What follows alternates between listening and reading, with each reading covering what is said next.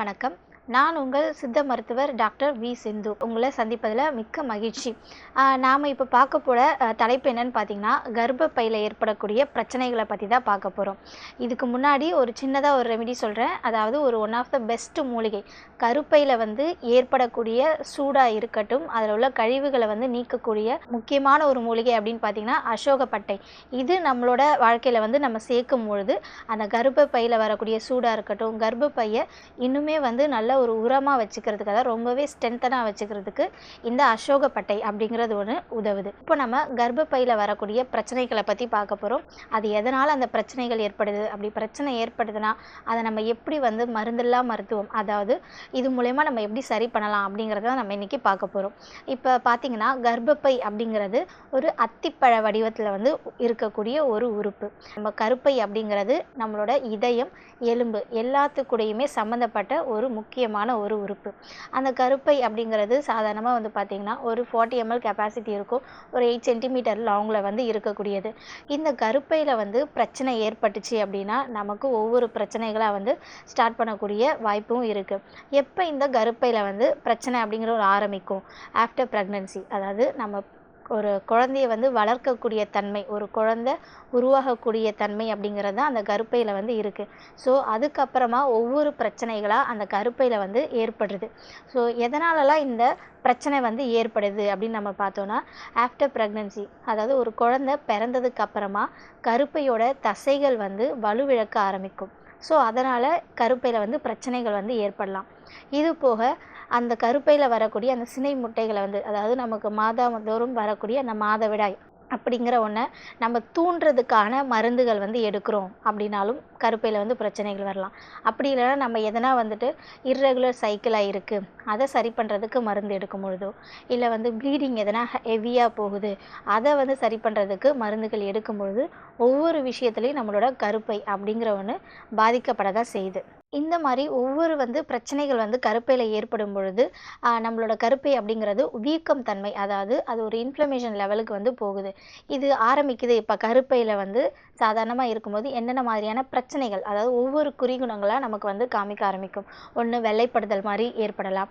அப்படி இல்லைனா ஒரு சிலருக்கு மாதவிடாய் அப்படிங்கிறது அதிக தடை, அதாவது 2-3 மாதம் அந்த மாதிரி ஆப்சண்ட் ஆகிறது, இந்த மாதிரியான சிம்டம்ஸ் ஏற்படலாம். அப்படி இல்லைனா அப்படியே மாதவிடாய் ஏற்பட்டாலுமே அவங்களுக்கு அதிகப்படியான குருதிப்போக்கு இருக்கலாம். அப்படி இல்லைனா மாதவிடாய் முடிஞ்சதும் அதை இடையில குருதிப்போக்கு அப்படிங்கிற ஒன்று ஆரம்பிக்கலாம். இந்த மாதிரியான குறிகுணங்கள் ஆரம்பிச்சது அப்படின்னாலே கருப்பையில் பிரச்சனைகள் ஏற்பட ஆரம்பிச்சிருச்சு அப்படிங்கிறது அர்த்தம். இதை நம்ம நார்மலாக நிறைய டெஸ்ட் பண்ணி பார்த்துக்கலாம். ஒன்று இப்போல்லாம் யூஎஸ்ஜி பார்த்துக்கிறாங்க, இல்லை சிடி ஸ்கேன் பார்த்துருக்காங்க, இல்லை லேப்ரோஸ்கோபிஸ் அந்த மாதிரி பார்க்குறாங்க. அது மூலயமா பார்க்கும்போது யூட்ரஸோட நிலை எந்த மாதிரி இருக்குது அப்படிங்கிறத நம்ம கண்டுபிடிச்சிடலாம். இது போக வேறு ஏதாவது யூட்ரஸில் பிரச்சனைகள் இருக்கா, அதாவது அடினோமயோசிஸ் அப்படின்னு சொல்லுவாங்க. அதாவது கருப்பையில் உள்ள இன்னர் லேயர் அதிகப்படியாக வளரும். அது வளரும் பொழுது நமக்கு வரக்கூடிய ப்ளீடிங் அப்படிங்கிறது, குருதிப்போக்கு அதிகப்படியாக இருக்கும். அது கூட அந்த குருதிப்போக்கு வரக்கூடிய டைமில் பெயின், வலி அப்படிங்கிறது ரொம்பவே தாங்க முடியாத அளவுக்கு இருக்கும். இது கூட பெல்விக் பெயினும் சேர்ந்து வரும். இந்த மாதிரியான கண்டிஷனாக இருந்தால் கண்டிப்பாக அது அடினோமயோசிஸ் கண்டிஷனில் போகும். இது போக எண்டோமெட்ரியோசிஸ் அப்படின்னு சொல்லுவாங்க. அதாவது யூட்ரஸில் உள்ள எண்டோமெட்ரியம் லேயர் அதிகப்படியாக வளரும்பொழுது பேஷண்ட்ஸ் ஒரு சிலர் சொல்லுவாங்க, ரொம்ப தாங்க முடியாத வலியாக இருக்குது, அந்த டைமில் என்னால் ஒரு வேலையும் செய்யவே முடியல அப்படின்னு சொல்லுவாங்க. அப்போ அவங்களுக்கு எல்லாமே அந்த எண்டோமெட்ரியோசிஸ் கண்டிஷன் அப்படிங்கிறது ஒன்று வரலாம். இதெல்லாம் வரதுக்கான காரணம் ஒன்று, அவங்க மாதவிடாய் வர வைக்கிறதுக்கு எதனா மாத்திரைகள் அந்த மாதிரி எடுக்கும்போது வரலாம். இது போக அவங்க கருப்பையை சரிவர பராமரிக்கலை, அதாவது சைக்கிள் எல்லாமே இர்ரெகுலராக இருக்குது, அதில் எதனா ஒரு அலட்சிய போக்கு இருக்குது அப்படின்னா கண்டிப்பாக அந்த எண்டோமெட்ரியம் அப்படிங்கிறது ரொம்பவே டெப்த் ஆகும். இது போக ஹார்மோன் எதனா இம்பேலன்ஸ் ஆகுது அப்படின்னாலுமே எண்டோமெட்ரியம் அதிகப்படியாக வளரும். ஸோ இதனாலையுமே அவங்களுக்கு அந்த பெயின் அப்படிங்கிறதும் வரலாம். இதை தொடர்ந்து அவங்களுக்கு இர்ரெகுலர் சைக்கிள்ஸ் அப்படின்னு சொல்லலாம்.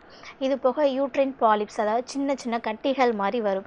இந்த பாலிப்ஸ் இருக்குது அப்படின்னாலே அவங்க மெயினாக சொல்லக்கூடிய ஒரே குறிகுணம், அதாவது இடையில இடையில எனக்கு ஸ்பாட்டிங் மாதிரி ஆகுது, ப்ளீடிங் ஆகிறதில்ல, இடையில இடையில எனக்கு வந்து மைல்டாக வந்துட்டு ஒரு ப்ரௌன் கலரில் ஸ்பாட்டிங்ஸ் மாதிரி இருக்குது அப்படின்னு சொல்லுவாங்க. இதெல்லாம் போக ஃபைப்ராய்டு அப்படின்னு சொல்லுவாங்க. ஃபைப்ராய்டு அப்படிங்கிறது ஒரு நான் கேன்சரஸ் க்ரோத் தான். ஆனாலும் அதில் உள்ள அந்த டிஷ்யூஸ் எல்லாமே வந்து க்ரோத் ஆகி ஒரு சின்ன கட்டி சைஸில் வந்து அது உருவாக ஆரம்பிக்கும். ஸோ அது உருவாகுது அப்படின்னாலே அந்த யூட்ரஸில் ஒரு அது ஒரு இடைஞ்சல் மாதிரி தான். ஸோ அதனால் வரக்கூடிய ப்ளீடிங்காக இருக்கட்டும், அது வந்து அப்நார்மலாக இருக்கும். அந்த சைக்கிள் அப்படிங்கிறது ரொம்பவே இர்ரெகுலராக இருக்கும். அப்படியே ப்ளீடிங் ஆனாலும் அவங்களுக்கு வரக்கூடிய வலி அப்படிங்கிறது ரொம்ப அதிகப்படியாக இருக்கும். இதனால் அவங்களுக்கு கடைசியில் போகக்கூடிய ஸ்டேஜ் வந்து இன்ஃபர்டிலிட்டி, ஃபீமேல் இன்ஃபர்டிலிட்டி, குழந்தை வந்து பெற்றுக்க முடியாத ஒரு தன்மையில் போய் நிற்பாங்க. ஸோ இந்த மாதிரி தான் ஒவ்வொரு விஷயங்களாக வந்து நம்ம பார்க்கும்பொழுது கருப்பையில் வந்து பிரச்சனைகள் அப்படிங்கிற ஒன்று தொடர்ந்து ஏற்பட்டு கொண்டு தான் இருக்குது. இது போக வந்து யூட்ரைன் ப்ரொலாப்ஸ் அப்படின்னு வந்து சொல்லுவாங்க. அதாவது நம்மளோட யூட்ரஸ் வந்து நம்மளோட உடம்பில் இருக்கும்போது அதுக்கு முன்பகுதி வந்து நீர்ப்பை, அதாவது பிளாடராக இருக்கும், பின்னாடி வந்து மோஷன் போகிற பேசேஜ் மாதிரி இருக்கும். இது மூணுத்தையுமே வந்து தாங்கக்கூடியதான் அந்த பெல்விக் ஃப்ளோர் மசில்ஸ் அப்படின்னு சொல்லுவாங்க. ஸோ அந்த மசில்ஸ் வந்து வீக் ஆகிடுச்சு, இந்த மூணு உறுப்பையுமே தாங்கக்கூடியது அந்த பெல்விக் ஃப்ளோர் மசில்ஸ் தான். ஸோ அது எதுனா வீக் ஆகிடுச்சு அப்படிங்கிறப்போ அந்த கருப்பை அப்படிங்கிறது ப்ரொலாப்ஸ் ஆகும், அதாவது கீழே வந்து இறங்க ஆரம்பிக்கும். இது வந்து ஒரு 0 ஸ்டேஜ்லேருந்து 4th ஸ்டேஜ் வரையுமே அந்த யூட்ரைன் ப்ரொலாப்ஸ் அப்படிங்கிறத நம்ம சொல்லலாம். யாருக்கெல்லாம் இந்த யூட்ரைன் ப்ரொலாப்ஸ் அப்படிங்கிறது வரலான்னா, ஒரு குழந்தைக்கும் இன்னொரு குழந்தைக்கும் இடைவெளி இல்லாத ஒரு பர்சன்ஸ், ஒரு 2 வருஷம் 3 வருஷம் கேப் அந்த மாதிரி இல்லாத பர்சன்ஸ்க்கு யூட்ரைன் வந்து கண்டிப்பாக வந்து வீக் ஆகிடும். யூட்ரஸ் உள்ள மசில்ஸ் வீக் ஆகிறனால யூட்ரைன் ப்ரொலாப்ஸ் அப்படிங்கிற ஒன்று வரலாம். இது போக வந்து பிரிசிபிட்டல் லேபர் அப்படின்னு சொல்லுவாங்க. அதாவது பிரசவ வலி வந்துருச்சு, வந்த உடனே ஹாஸ்பிட்டல் போனால் ஒரு 1 ஹவர்லேயே குழந்தை பிறந்துச்சு அப்படிங்கிறப்போ அவங்களோட பெல்விக் ஃப்ளோர் மசில்ஸ் வந்து ரொம்ப வந்து வீக் ஆகிடும். இது இல்லாமல் குழந்தைங்களோட தலையோ இல்லை உடல் பகுதியோ அதிகப்படியாக, அதாவது ரொம்ப வெயிட் அதிகமாக வந்து குழந்தைங்க வந்து பிறந்துச்சு அப்படின்னாலுமே அந்த அம்மாக்களோட பெல்விக் ஃப்ளோர் மசில்ஸ் வந்து கண்டிப்பாக வந்து வீக் ஆகிருக்கும். இதை தொடர்ந்தும் அவங்களுக்கு யூட்ரைன் ப்ரொலாப்ஸ் அப்படிங்கிறது வரலாம். இல்லை எதனா ஒரு உறுப்பை வந்து வேக்கம் மூலயமா எடுக்கிறாங்க, குழந்தைங்களை வந்து வெளியில் எடுக்கும்பொழுது அந்த மாதிரி டைம்லேயும் அவங்களுக்கு யூட்ரைன் ப்ரொலாப்ஸ் அப்படிங்கிற ஒன்று வரலாம். ஸோ இந்த மாதிரியான பிரச்சனைகள் வந்து ஒவ்வொன்றா நடக்கும்பொழுது நம்மளோட கர்ப்பப்பை அப்படிங்கிற ஒன்று பாதிக்கப்படுது. இந்த மாதிரி இல்லாமல் நம்மளோட கருப்பையை வந்து எப்பொழுதுமே நம்ம சுத்தமாக வச்சுக்கணும், நம்மளோட சைக்கிள்ஸ் எல்லாமே வந்து ரெகுலராக இருக்கணும் அப்படின்னா என்னென்ன மாதிரியான முறைகளை வந்து பின்பற்றலாம் அப்படிங்கிறது நம்ம பார்க்கலாம். இது போக நம்ம வீட்டிலே வந்து கிடைக்கக்கூடியது பூண்டு, பெருங்காயம், கருப்பட்டி, இது மூணுமே வந்துட்டு ஒரு ஈக்குவல் குவான்டிட்டி எடுத்து அரைச்சி நம்ம ஒரு மெழுகு மாதிரி ஒரு பதத்தில் வரும். அந்த மெழுகை வந்து காலையிலையும் நைட்டும் சுண்டக்காய் அளவு நம்ம சாப்பிட்டு வரணும். இது எப்போ சாப்பிட்லான்னா, நமக்கு ப்ளீடிங் ஆகக்கூடிய அந்த மென்ஸ்ட்ரேஷன் அப்போது நம்ம சாப்பிட்டோம் அப்படின்னா கர்ப்பப்பையில் உள்ள அழுக்கு எல்லாமே வந்துட்டு ப்ளீடிங்காக வந்து வெளில வரும். ஸோ இது மூலயமா நம்மளோட கர்ப்பப்பை அப்படிங்கிறவனை நம்ம சுத்தமாக வச்சுக்கலாம். இது போக வந்து நம்மளோட மலை வேம்பாதி தைலம், சித்த மருந்துகளில் வந்து அதாவது குழந்தை இல்லாதவங்களுக்கு கூட இது வந்து குழந்தையை கொடுக்கக்கூடியன்னு சொல்லுவாங்க, மலை வேம்பாதி தைலம். அந்த தைலத்தை வந்து ஒரு 15லிருந்து 30 ml வந்து எடுத்துக்கணும். இது கரெக்டாக நம்மளோட ப்ளீடிங் டைமில் தான் சாப்பிடணும். எப்போ வந்து பீரியட்ஸ் ஆகுதோ அந்த முதல் நாள்லேருந்து 3 நாட்கள் வரை அதிகாலையில் வெறும் வயிற்றில் வந்து 15லிருந்து 30 ml இந்த மலை வேம்பாதி தைலத்தை எடுத்து சாதம் ஊற வச்ச தண்ணி அப்படின்னு சொல்லுவாங்க, அதாவது நீராகாரம், அந்த நீராகாரத்தில் கலந்து சாப்பிடும்போது அதாவது ப்ளீடிங்கும் வந்து நல்லா நார்மல் ஃப்ளோமாக இருக்கும். அடுத்த முறை வந்து பீரியட்ஸ் அவங்களுக்கு வர்றதுக்கு, மென்சுரேஷன் வந்து ஸ்டார்ட் ஆகிறதுக்கு அந்த ஓவம் அப்படிங்கிற ஒன்றையுமே அது நல்லா வந்து ஸ்ட்ரென்தன் பண்ணக்கூடியது. ஸோ மலை வேம்பாதி தைலம் எடுத்துக்கலாம். இது போக உத்தாமணி அப்படின்னு வந்து சொல்லுவாங்க, அதாவது வேலிப்பருத்தி அப்படின்னு சொல்லுவாங்க. இந்த வேலிப்பருத்தியை வந்து நல்லா இடித்து ஒரு கைப்பிடி அளவு எடுத்து அதை இடித்து நல்லா சாறு மாதிரி எடுத்து அதை நம்ம தேனில் கலந்து சாப்பிடும்பொழுது நமக்கு அந்த ப்ளீடிங் டைமில் வரக்கூடிய அழுக்கு எல்லாமே வந்து நார்மலாக வந்து வெளியில் வரும். இது போக குங்குமப்பூ, இது எல்லாருமே நம்ம கேள்விப்பட்டது தான்.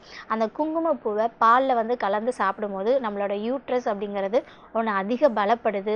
அதில் உள்ள அதாவது சூடு அப்படின்னு சொல்லுவாங்க, கருப்பையோட சூடு அப்படிங்கிறது அதுவுமே வந்து குறைய ஆரம்பிக்குது. அப்படி இல்லைனா அந்த குங்குமப்பூ அப்படிங்கிற ஒன்றை வெற்றிலையில் வந்து மடித்து நம்ம சாப்பிட்லாம். அப்படி மடித்து சாப்பிடும்போது அந்த ப்ளீடிங் டைமில் வரக்கூடிய அழுக்குகளும் வெளில வரும், கருப்பையும் நல்லாவே வந்து சுத்தமாக இருக்கும்.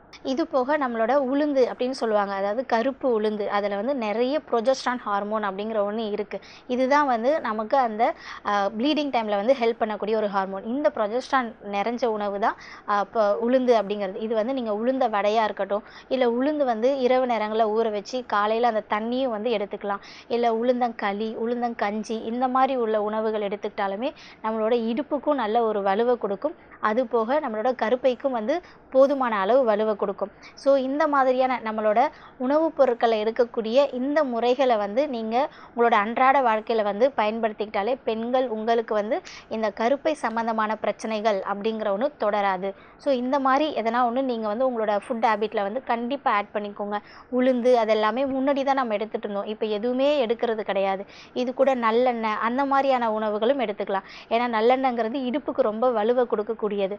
இந்த மாதிரியான உணவுப் பொருட்களை நீங்கள் ஆட் பண்ணிக்கிட்டீங்க அப்படின்னாலே இந்த கருப்பை சம்பந்தமான பிரச்சனைகள் அப்படிங்கிற ஒன்று வராது. இது மாதிரி இன்னொரு எபிசோடில் உங்களை கண்டிப்பாக நான் சந்திக்கிறேன். நன்றி, வணக்கம்.